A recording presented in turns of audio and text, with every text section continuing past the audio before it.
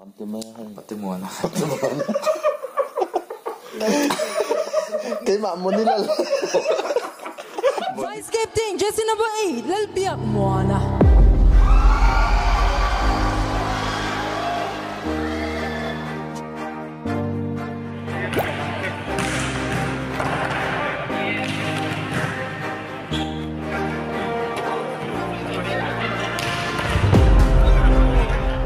Jersey number 8, Lalbiak Moana.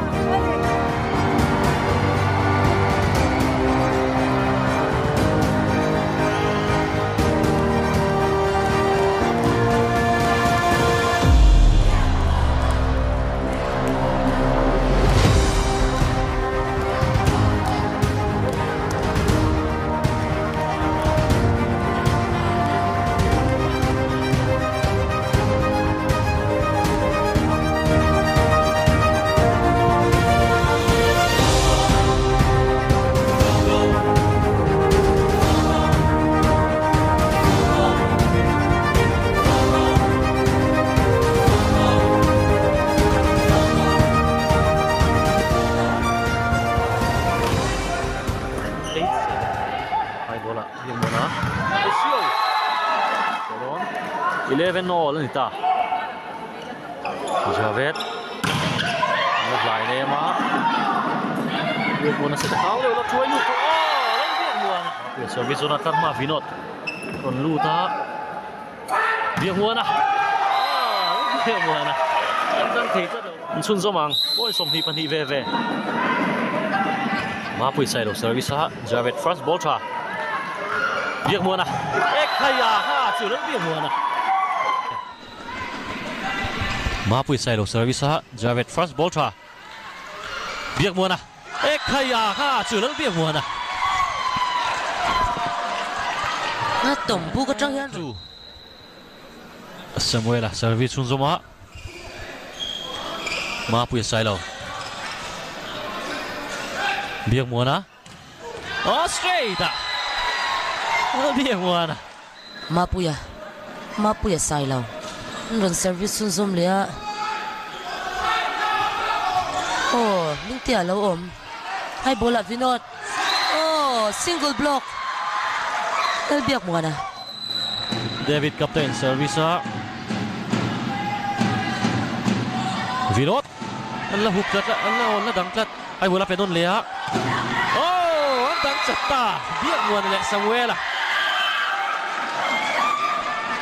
Gara point kata oma Jema service zone. Biang Muana. Oh, ngaju. Anda em. David Ramatwana, kapten. Run service ha Vinod. Samuela. Perlu deh mereka tu. Ching Veng Chu. Bichang Ral 4. High ball cantik ya. Kayak biang Muana. Biar muan Samuel lah. Cantik buat langsung. Run service sun zom lea. First ball try. Mapuya placing a mintia lo om. Hai bola ela pacho. Santian lo chan le. Beka Vinod o chantia thau man lo niang aduangin. Bola thin lo thlat nei. Biak muana. A tombu ka train run thal le zot mai. Mas ball tu sam lo. Hai bola nor luya biang muana. Khay. Vice captain nó biang muana. Chỉ nga veng tlang wal vuak. Vẫn em per chuak long mai. Tuy chăng rồi mình substitution siam le a moya. Hạt sụt tira Zema. Nó làm đã lụt le a. Phật tia service ha. Lại sai tia. Hụp lụt là biang muana le Samuel. Nó phủi cho em. Tú chúng sẽ sai theo một lăng dấu đầu rất mày. 16-13.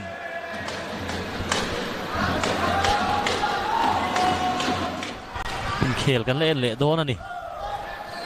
Tiếng nghe khều lên tụm để biếng mùa nè. Vắt lăng cho em nó biếng mùa nè. Blockada. Bang kìa mà. Tiền thì tăng service. First ball try. Hai ball lại biếng mùa nè. Zul sang zola lal mama. First ball try. Biak muana. Abahan to kem lal biak muana. Lal mama. Service zone. Biak muana. Back shot vua. Ma le nunga shot at ve nung zo kami. David anan ron vuak tir ve la. Point ron muzot mai. Kara point ni oma. Singa veng first ball tu sama nei dong kat biak muana. Oh. An lo dang ama ro chu. TNT first set an la second set 18-13 in Singa veng Spikers in man chui ve thunga. Ang result nghe kan nei don kan thi je lang biak muana. Awang han tok em lal biak muana. Hatom bu ka tang yan ron ritha at zela point hi ron munge zel mai se te ron. Anai mon da le we mo point hi ron lo chuak thei de. Mizo best player ni lai manlo chon chana. Service pona Javed. Sam thei don em la chan chuak kam thama. First ball try. Biak muana. Lal biak muana vice captain. And who blew Zolo tắt don. First ball try. Biak muana. Ha mo kan ti khalal biak muana. Wangal chon chana. Service sa phút chhin em. Ai bola phak te. Ko khong em. Ma ro chun lo la chan tat. Kan ku blu ta. Biak muana. Straight a biak muana. Attack tir vek maya. Players dia putar ne khot mai tiro ma ki ma. Biak muana. Oh. An hu blue zolo tlat lal biak muana. Sanga. Minga ke. Kol tlat. Joina hian tai til him turin. Adik chia mai biak muana. Oh. Ling sanga pes. First ball channel na. Valbuang at the ball. Oh. Javed lo la chantat. Ela pachuao. Lo la chan zel mai. Sadrak set sang deuh man chu khen dik kham thak biak muana. Na duang hena khoi lo tlat thai bola Valbuang set te deuh. Ela pachuao lo la chana. Javed bek atangin. An lo la dang thei tlat. Biak muana. Oh. Valbuang à. Oh, biak muana. Block ka han kong cho ve lal biak muana vice captain. Sai lo service zone. Bek biak muana pe a amahan to kem lal biak muana. In line bula. Zone number 5 aron da tha bek atangin. Zumu sanga. Service. Service of chat thei em. Biak muana bek atangin. Annalatuk. Jabe. Lal mama na norne. Service a first ball tling lo tlat. Fakte try luya. Easy ball ang Kempia. Biak medium a. Biak muana. Tombu ka train ron rile khazot mai rin heta tan khan. Hamlat kan kha. Ahar to a.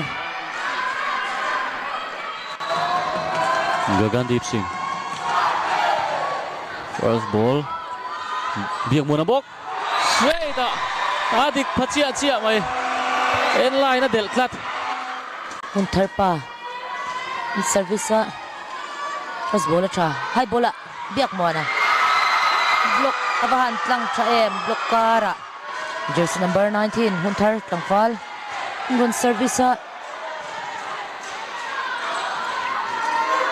Placing a double zone muana. Single block. Biak muana. Block abahan kong tra em. Ko ai tlang valat lang zolo tlat singa veng palaka. Pui mep ve. Singa veng fence in point khat siat. First ball va tra em. Biak muana. Abu ka changin lal biak muana. Nam chepon tak em nun fela service don. Biak medium set te deu. Placing a laya all lutu kha chu. Time out azawa. Kiel no clear chin zum liang up. Service avan tram biak muana. Tombu ka ta. Samuela. Singa veng Spikers down service a. first ball tu ang nan la lawa maro chun an set luya beka biak muana zone number 5 lalmama captain service ha high bola biak muana straight a Vincia kan referee ten biak muana kan deep service sun som lia biak muana abu ka tang hian chon nalon bel le angem bắt chặt đăng về biak muana abu ka changin kha mona lutu one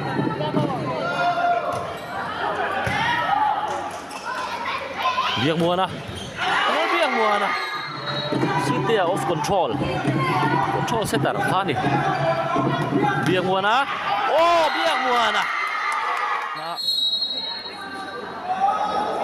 jump serve bắt trẻ mà nó là tụt lẽ là một cái phi lẽ tốt lấy biak muana bóc chút cho in rất biak muana bù cái chân nó va hẳn nè này bola biak muana lấy sự lai wala non lẽ môi tiền lỗ má GP zok 24 นั่นนี่Javed GP lùi giật hai bola biak muana biak muana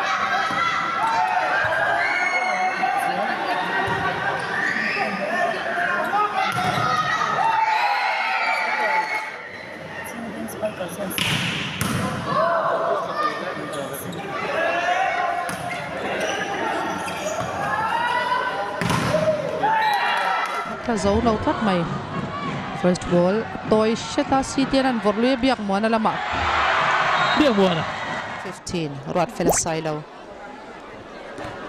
first ball tha biak muana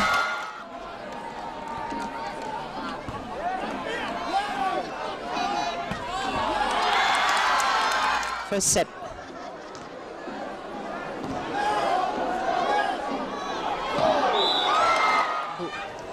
viau reuh tlat maya phim khurangai viau ni biak muana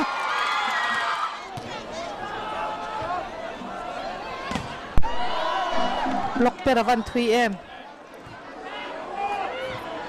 biak muana tu man zuang lo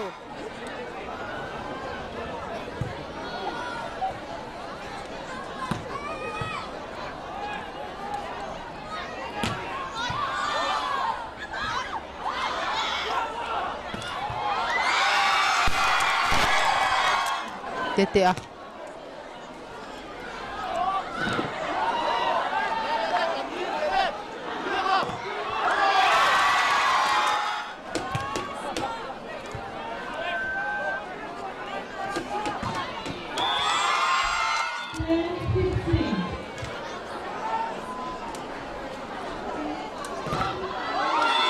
block van please Fapani ni hi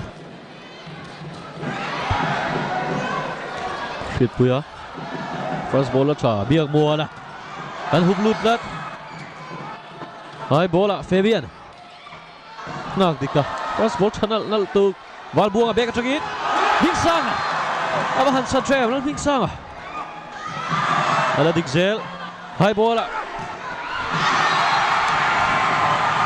atlang zolo ta khasu boy tele biak mua dinga an lo dang te so tlat khasu line chung atla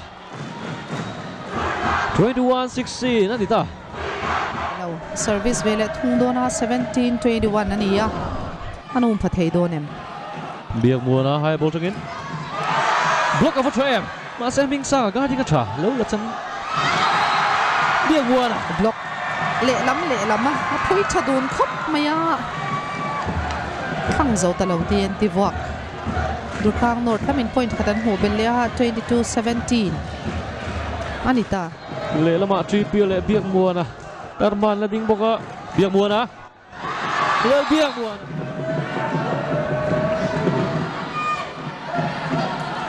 na biak mua na aba haturu em shot ball la ya shot ball seterina nu tir chinga veng tlangwal aba haturu ve kha chu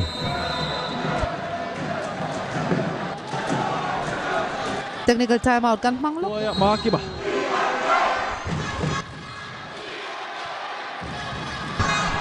biak mua na sat thei don khir chun zom tiang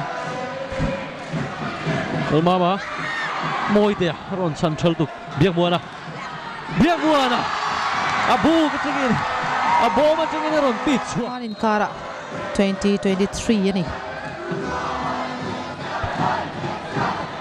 biak mua na handang zo lo le khop mai 24 mama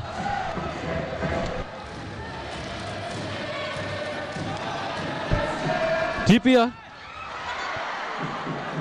din sunga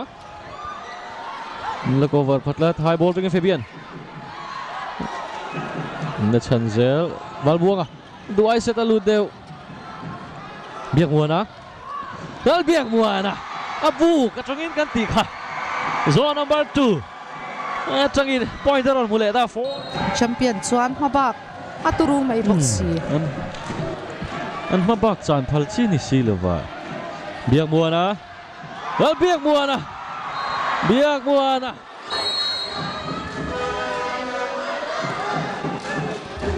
okay ba hai bola Fabian an lo dang klat hai bola val buanga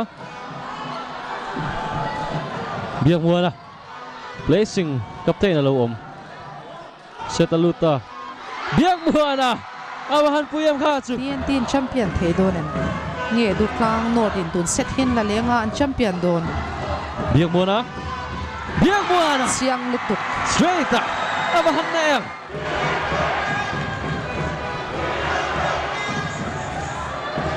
King sang first ball tha high ball biak mua na an la chan tlat val buanga tianti King sang ali bro chul tuk lo chan na mai biak mua na high ball at tanga point khat ron hula in Durkang North volleyball captain match point an huta thlat mai tek thei donem moitia kala sip tlangwal 24-23 hai bola val buanga Sagar Malik Laut Santat biang buana Wal biang buana mangi dur tlang lo volleyball Biak kapten Buana 25-23 set an lata champion thar kan nei ta Durklang North Volleyball Club te Zauthana Towards Pro Volleyball League 2022 champion Anni Durklang North Volleyball Club 10-3-1 in TNT Business Enterprise Player of the Night Loman Dongtu Tsu Durklang North Volleyball Club Pachungin jersey number 8 Lalbiak Muana